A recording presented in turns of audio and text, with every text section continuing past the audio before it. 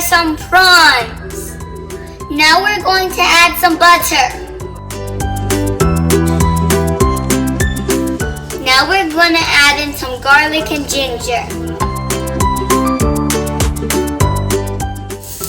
We fry until it smells nice. Now we're going to add in the prawns.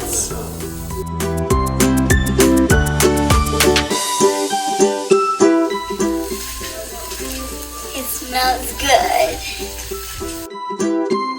Put some salt. Sprinkle some pepper.